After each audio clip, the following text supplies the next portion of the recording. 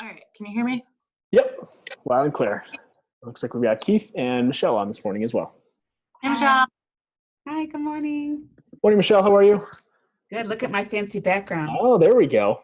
It's my happy place. I have a question. Do you pay for Zoom? Me? Yeah, I do. That's how you get a green screen, I guess. You don't need to pay for it to get the green screen.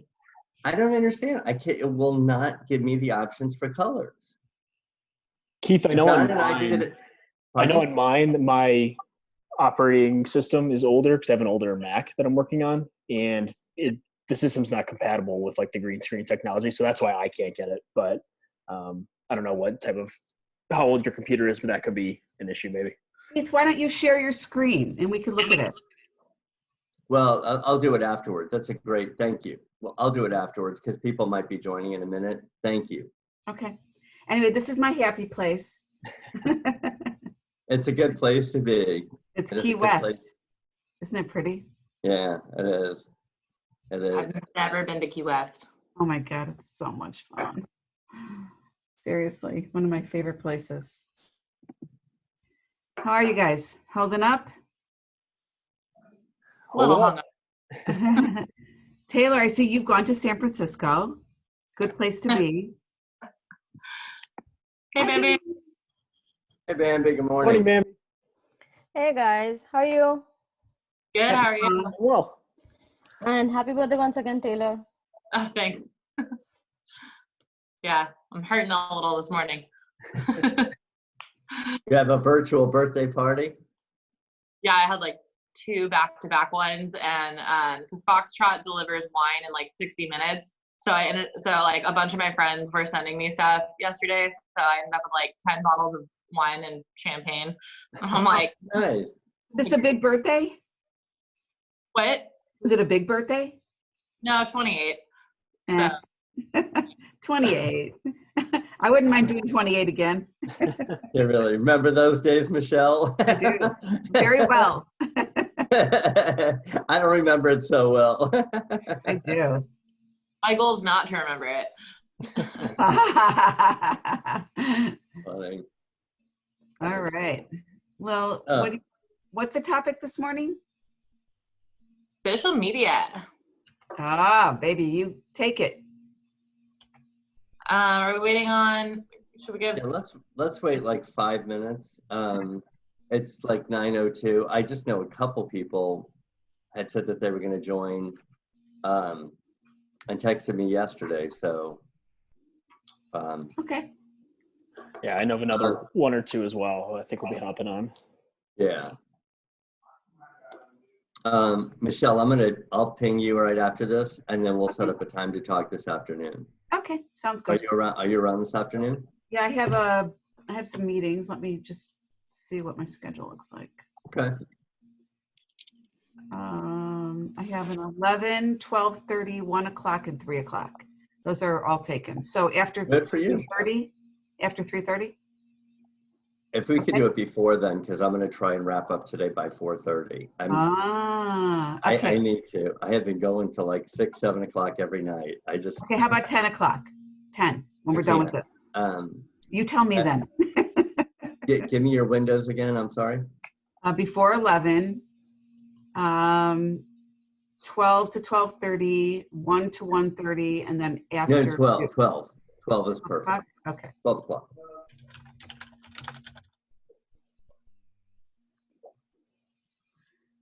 Mm. Mm.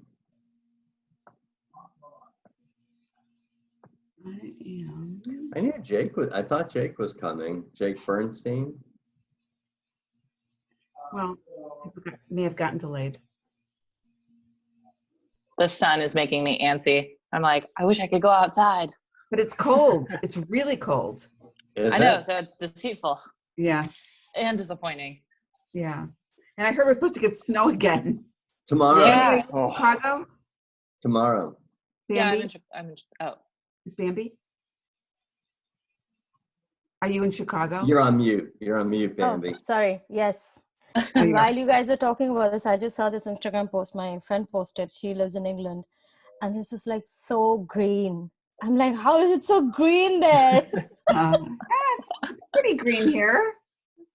I don't know. I mean, it could be greener. I just need to be, greener space I need. Yeah. I mean, last year, this time, I was just planning my whole, the landscaping and everything. And this year, I don't want to even start. So. I know. I was One of wondering. the happy hours. Oh, go ahead. What's that, Taylor? I was just going to say one of the happy hours I was on last night, one of my friends in Texas was showing us they just moved to this new house and they have about like 6 acres of land. So she's like, oh, this is our backyard. And it was just like so much space and like so green. And I'm Awesome. like, oh man, I'm like, I want to go down there. So I don't know whether you know, Taylor, I'm from Texas. We moved here from Texas. And of course, every day we question that move. So why? We're in Texas. We're in Texas. Dallas. No, my family's in Houston. Oh, okay. They've I been have a there My sister friend's there. in Austin. a long time. My nephew's in Austin. Funny. Keith, you're the totally insane one. You moved here from Florida. From Miami, right? Yeah, you're crazy. Oh, It was supposed to be for 3 years, and that was like 25 years ago. Maybe that's my problem. Maybe that is your problem. I don't know. Oh my God. all right. Shall we go ahead and get started? Yeah. Okay, so I'm gonna actually take a little different format since we have a smaller group. I'm gonna open it up with one of my favorite recent campaigns that I've seen, and then I want to hear from all of you on different things that your guys are seeing, and then ask Keith about campaign design. So probably one of my favorite social campaigns right now is Burger King has been sending out, if you can solve different math problems, they'll give you free Whoppers. So they're encouraging everyone, all the kids who are now at home doing e-learning, and they're like basically saying, keep your skills sharp.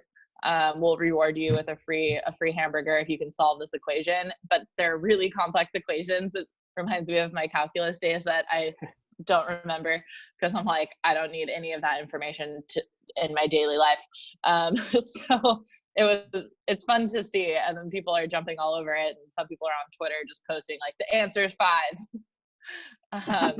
So that's definitely been a fun campaign that I've noticed.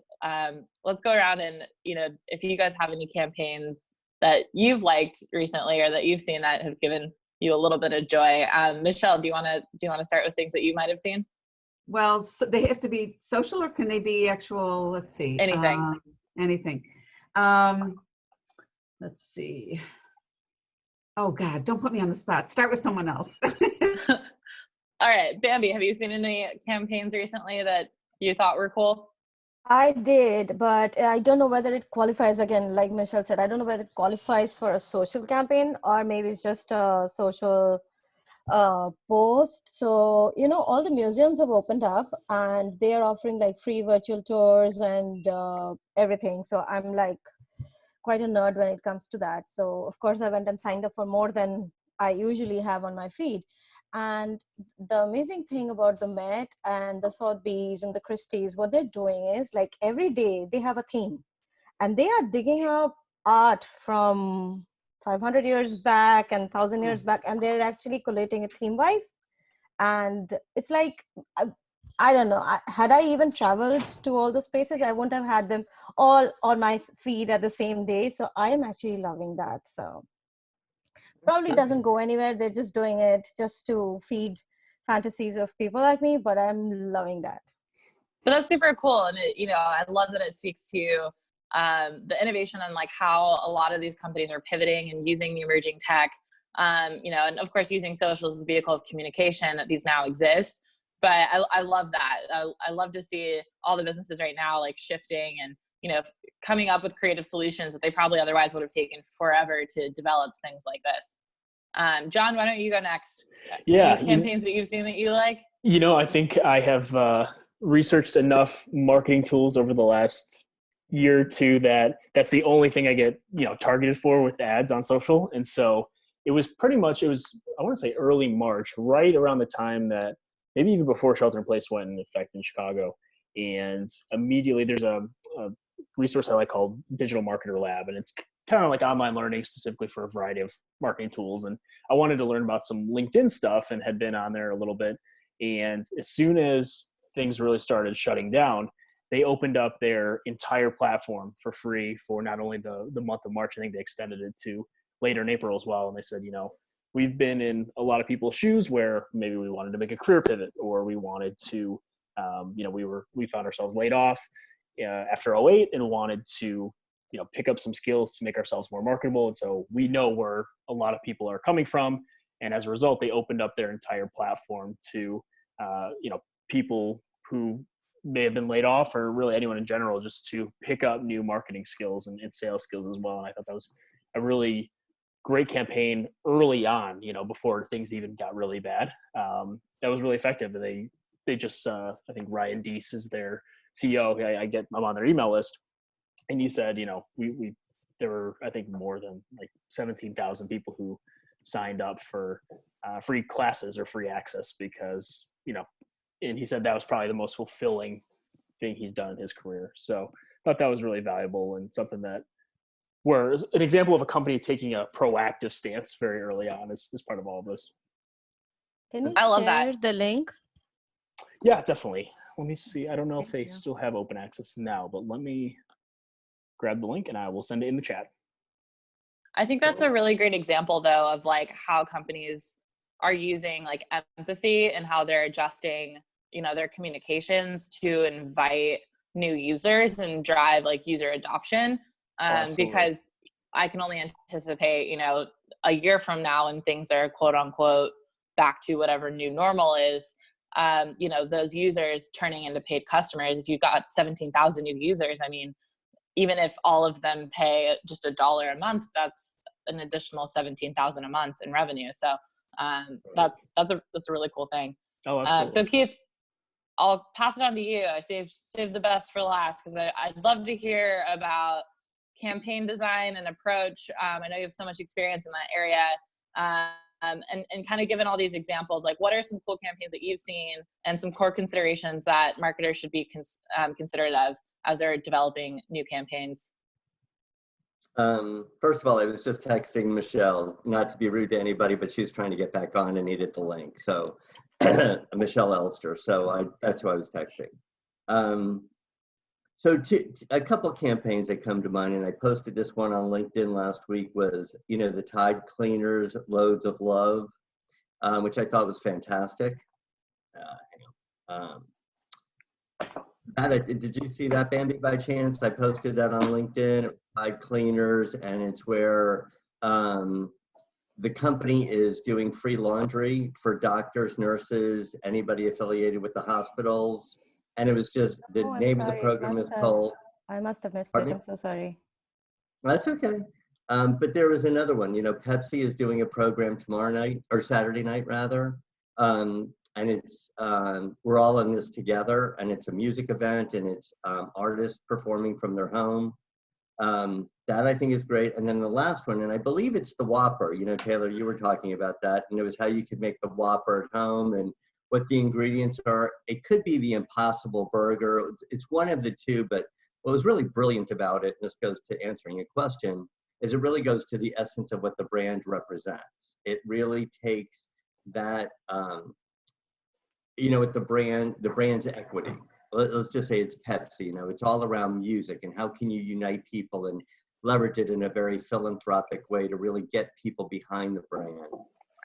The Tide Cleaners program, again, not everybody can donate to the hospitals or to the doctors or nurses, and it was it touched me in such a great way because it really goes to their brand. I mean, these people are working, 15, 18, 24-hour day shifts. They don't have time to do their cleaning, and what a brilliant way that goes to their brand, but in a very empathetic, compassionate way. And I think one of the things, hang on for 1 second, guys. I can't.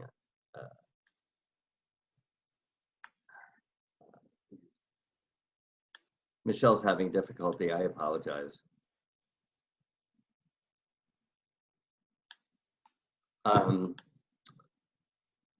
I think that the most important thing with a brand is really kind of taking a step back and saying, what does our brand represent? And I think, John, you and I were talking about this, and I know, Taylor, we were as well, is it's not plagiarizing people. It is not taking advantage of this situation. And on LinkedIn, unfortunately, we're all, I'm sure, getting bombarded by connections. And then the minute you accept the connection, they're trying to sell you something. It is really a bad thing to do because it's just really frustrating to people. So just to kind of wrap up my thought, I think, from a campaign design, it's really looking at what your brand represents, what the equity is, and then how you could apply it to the situation, whether it's the pandemic or when we come out of this. And the people that do it right and smart and strategic are going to come out way ahead, once we get back to your point, the new normal. What are maybe some mistakes you've seen over the years that brands take? I'm thinking of the examples you're talking about Pepsi, where, I remember the specific instance where they had Kendall Jenner and they were trying to do something about, they're trying to make it diverse, but it got taken the wrong way. And there was all this backlash on social media. So when you talk about like bringing brand equity and representing brand values, I'm also thinking about the times where they tried and failed. So what do brands, because right now I feel we're walking on eggshells with like that fine line between like, I'm trying to help, but I'm also trying to sell because business has to happen. But it's like this weird fine line we're working in right now because you want to be empathetic, but you also like, we're in business, right? Like, I mean, business has to go on. What are some things that people should be considerate of or like be thinking about, or like common mistakes you've seen that people should be aware of? I guess it's a great question. It's an excellent question, is vetting out your messaging and what your approach is before you launch it. Understand, if you come out, especially in times like today, and again, there's been all different situations that have happened, okay? It's not just been a pandemic. There's been riots, there's been, turmoil, there's been lots of different things. And people are because of social, people are very attuned to, hey, look, I could see right through it. You're just trying to sell me something. And a lot of times a brand will just not take the time to vet out an opportunity before they just put it out there. And, they'll make mistakes from an ethnicity, they'll make faux pas. And I can't remember the one, but there was one where it was an ethnic flaw. Then there was one about the presidency when Obama was in office. There's all these different things that people are just much more savvier. And, they're just much more in tune to, I could see right through it. And yes, we're all in business. Everybody's in business, right? But it's really taking an empathetic approach to helping people in a very unselfish way, because then you build their loyalty and then they are willing to work with you. If they see you're just trying to sell them something, it really frustrates people. I mean, it really turns them off a lot. And so I guess that would be my response, is making sure you're vetting out the content before you just put it out there. This is a great example. So we were talking to a partner yesterday. Show it to somebody who's not on your team. So this is a third-party partner that we're going to use so far as fulfillment. And I said, how do you vet out the product before you deliver it? And he said, we show it to somebody who's not involved at all in the campaign. And that is a great benchmark, because they're going to come in and say, oh God, you missed this, or you didn't realize that word, or you didn't realize the way that it could be perceived. Because we're all knee deep in stuff, right? You're working on something. So, again, myself included, you have a bias, you don't see it. And it's very important to show it to somebody that is totally unfamiliar with the campaign or the program, the messaging, how it could be interpreted. And again, with social diversity now, show it to a wide group of people. Because I think that's a really great point, because I know on social media, things go wrong very quickly because there's not any tonality, especially through, so much of it is like text posts, and obviously there's like GIFs, images, and things you can do to try to like push it to the context you're looking to do. But because context is usually not received, I think that's a really great reminder for a lot of people, because I can think of like so many instances where someone, just missed a small detail and it just went horribly awry. And most instances have to do with like brands trying to use chatbots on social media or trying to bring in some level of automation. And then it just goes horribly wrong because they're not considering what can happen if it's like stuck in a loop, or there's just so many tech considerations that people overlook. And I think that's a really great reminder for a lot of people who are creating campaigns. The one that stands out is the Bank of America one where they were trying to automate their again when people would tweet in. So like internet trolls basically called them out. And I think that was back in like 2013. And so things have come a long way since then, but it's definitely a good reminder. But kind of segueing from, campaign design and then into the technology side of things, obviously we know web traffic is up at least 30%. Everyone's consuming things online, and attention span is obviously being pulled in so many different ways, from streaming apps to TikTok, Instagram, house party downloads are off the charts, things like that. John, what are some tech considerations people need to be thinking about, or where should business owners be shifting or focusing when it comes to data and tools?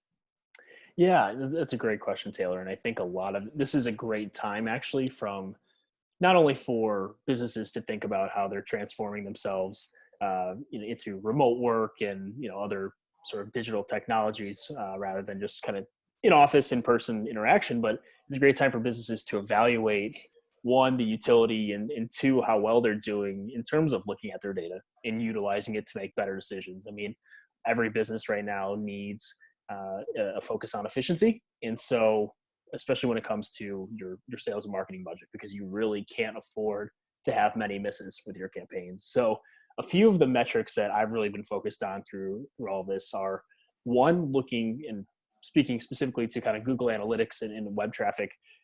What devices are people using to actually view, your website or your landing page? And that's really been important for this particular time, because you had a lot of people who were in office in the past before all this started who are viewing from desktops, right? And so if you're thinking about it both from the social media experience, but also in how people digest or actually view your website or landing page, that has huge implications. So it affects the types of pop-ups you run. It affects the types of ads that are most effective. And Taylor, you can speak to this as well, but the mobile experience on social is so much different than the desktop experience. So you have a whole host of people who have been viewing on desktop, perhaps in their office setting, who are now on a tablet or a laptop or a phone.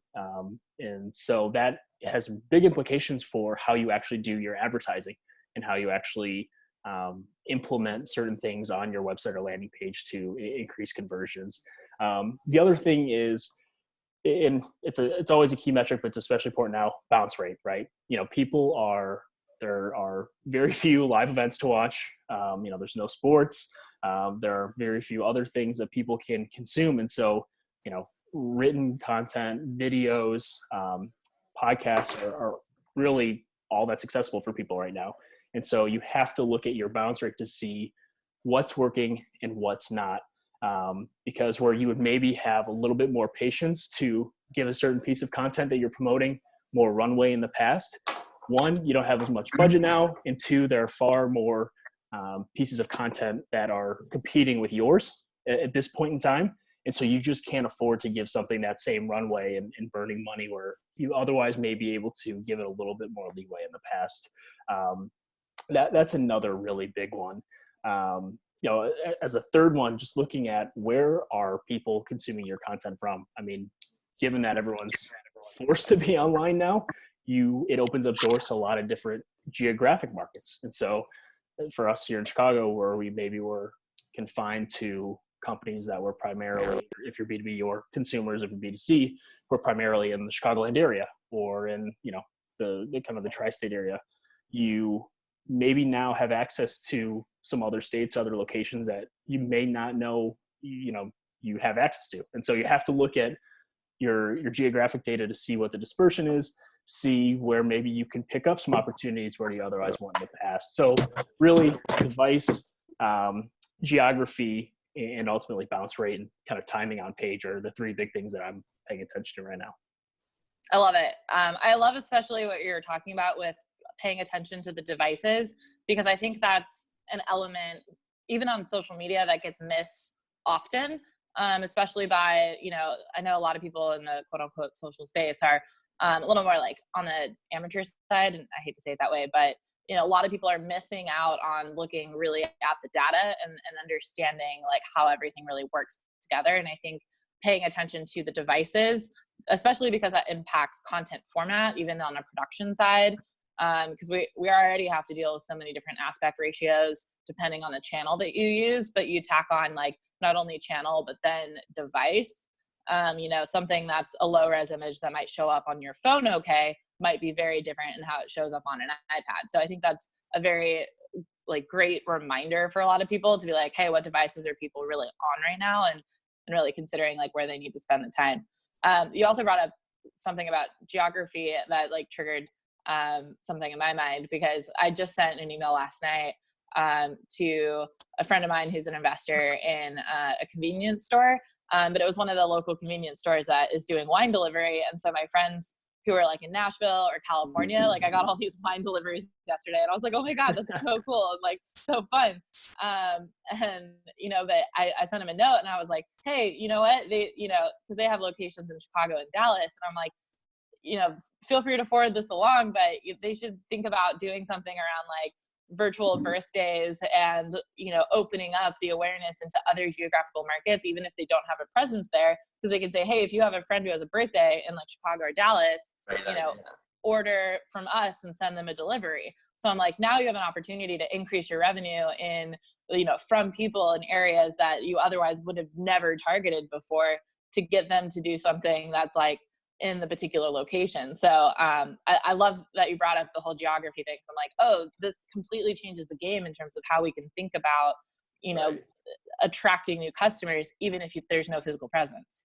Yeah, there's this tremendous irony in the fact that I think COVID has actually, while it's shrunk the world from a physical interaction perspective, it's actually really expanded things from a digital perspective, because now you are forcing people to look beyond their immediate circle of regularly visited sites or e-commerce brands, whatever it is. So there are opportunities there. It's just understanding that silver lining and then understanding how you can actually take advantage of those opportunities as well. Absolutely. A really interesting article the other day about now that companies have seen, now that everyone can work from home, it's been proven. Like you can actually run a whole business from home and people are working so well remotely. How can companies force their employees to go back? Can you really force your employees to go back for a full-time office thing? So I thought that's very relevant. And in these times when I think lean will become a very important aspect of business again. And I think this could help them, reorient the way they do business. So I found it really interesting. I think work from home is going to become the new standard option. Like it's going to be almost this like perk. I don't want to call it a perk program, but like I think it's going to be more based on like, oh, you have the option, but we also have a space for you to come in. Because I was talking to a friend the other day, and he was saying that he didn't realize how well his office was set up for just work in general, and how like what's the word, like not aerodynamic, ergonomics, and I was like the plural of that, but he was like, he didn't realize how well his setup was until he had to work from home. And he's like, I'm sitting on these bar stools. He's like, my back hurts. And so, and then I think about like other households who might have an office and they're more set up and, able to work from home. So I think it might become more of a choice, but I think companies are going to realize that like, oh, we can, so it's fine. But, if people are like, well, I live in a small apartment or a studio and like, I don't really have the space or I'm not comfortable, I think it's going to become more of like our offices are more like this luxury work environment. There was something that I was just reading to add to this, and I love your guys' feedback, everybody, but one, there's going to be a glut of office space available to what we're talking about. But one of the people was saying, or one of the articles was saying how companies are going to, quote, require people to come in 2 to 3 days. Taylor, are you like bouncing up and down?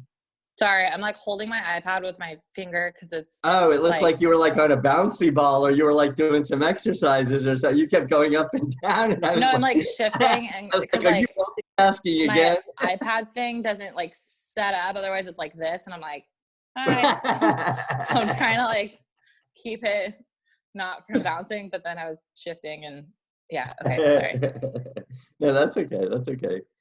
So what they were saying is that companies will, quote, require people to come in like maybe 2 days a week, 2 or 3 days a week for collaboration for specific projects, but work from home is absolutely going to be a norm.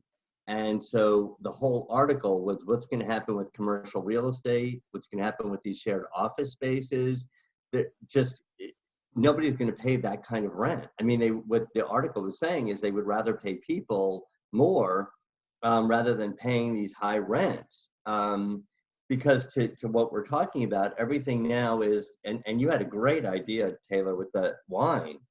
You could reach all over the country. It'll be I personally like to meet with people, you know, Taylor, I mean, the three of us, Bambi, I look forward to meeting you someday soon. But we're all, we like that human interaction, but, again, you save the commute time. And so what is that balance? Where does that come into play? What do you guys think? What do you think will happen? Or what's your... I had an interesting conversation with someone yesterday who's also in the agency world. And he was bringing up a point from someone in his network that was like, don't just hire like talent, hire the right person for the job. And so the fact that we have this option to work from home and it opens up everything globally, we don't necessarily now need to think about like, oh, I need to hire somebody just in Chicago because I'm in Chicago and they have to come to the office. They may not be the right person for the job. Maybe it's somebody in Asia or Australia or, or India. I don't know, like it could be anywhere, Canada, like there's so much talent in the world right now. And so he was saying like, just hire the right person for the job. Don't think about like where they are geographically, and it'll be so much better. Like work will get done better. And so he was saying that this particular individual, like his team is international and everyone's remote and they get so much done and are so effective because they just hire the right person. And I thought that was a really interesting point. And I think, hiring might change as a result of that. Because I see on LinkedIn, like, I get bombarded all the time with like creatives messaging me, trying to be like, hey, here's my work and stuff. Cause I work with a lot of creatives. And I see their stuff and I'm like, you guys are really talented. And, they're in like Iran or they're in somewhere that I would have otherwise obviously never really looked for talent, but they're sending me stuff. And I'm like, okay, like you're really talented. You can obviously do the job. I went through an experience where I needed to build this like VR thing for a trade show booth. And I now have a team in Russia that I can rely on. And I would have never otherwise, met them or known them if it wasn't for like going through my network and being like, hey, I need someone to do X. Who do you know? And then it led me to like a team in Russia that I talk to on occasion. So I thought that's like really interesting. And I think this might open up that door a little more. I totally agree because, sorry. No, go ahead, baby. No, because we've had both sides. Like, we've had a physical business with lots of people in the office, and then we went virtual. So it makes a lot of difference. Your infrastructure headache is like at 50%. If you have a virtual office, you're just focusing on the people, as you said, and on the talent and getting the job done. And we are fortunate now than we were even 10 years ago with the tools and technology at our disposal. So you can do it easily, have a virtual business, international virtual business. It's so much easier now. So it makes sense to me. Awesome. Well, I think we have like 7 minutes left. Otherwise we get cut off, John. Is that right? Yeah, just about 5.5 minutes. All right.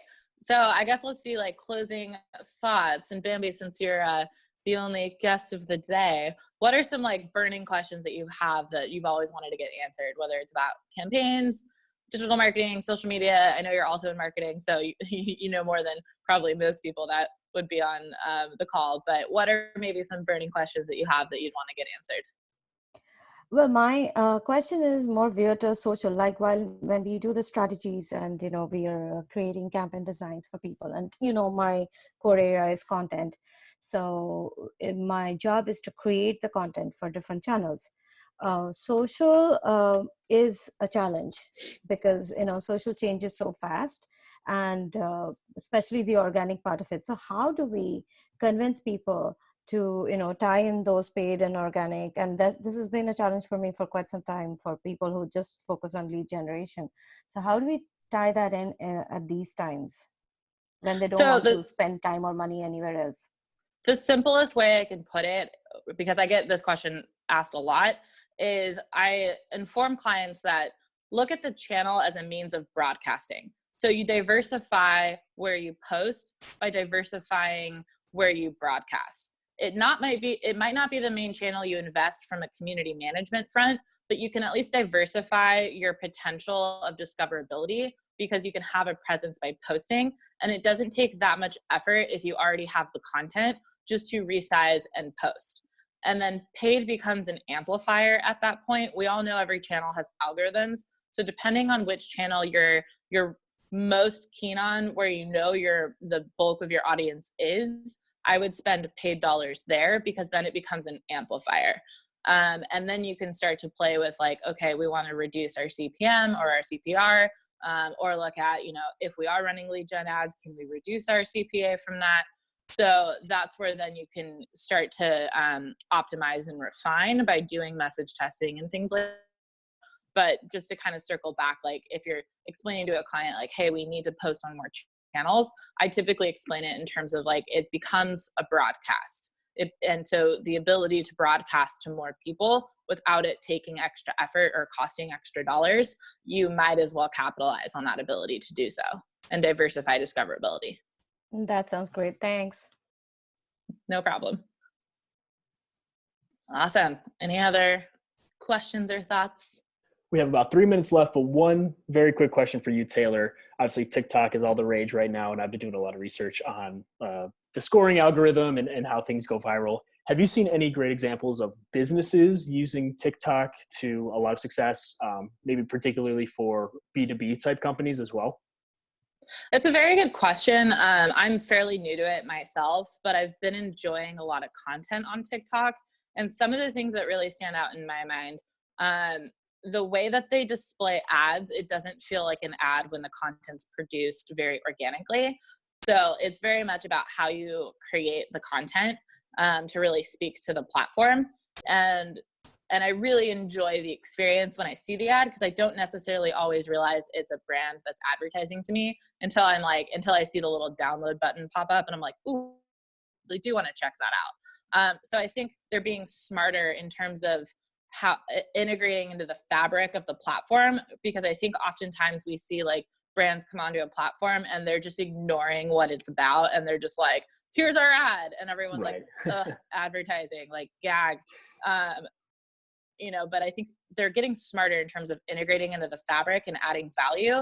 And from a B2B side, I haven't necessarily seen B2B ads yet, but I have seen B2B like individuals and influencers providing value on the channel with tips and tricks and hacks. And I think using that to drive a B2B brand from a knowledge set can be super powerful. Like some examples I've seen, I saw like a chiropractor do a TikTok video on like how to do stretching at home to like, relieve back pain because you can't go into the chiropractor right now.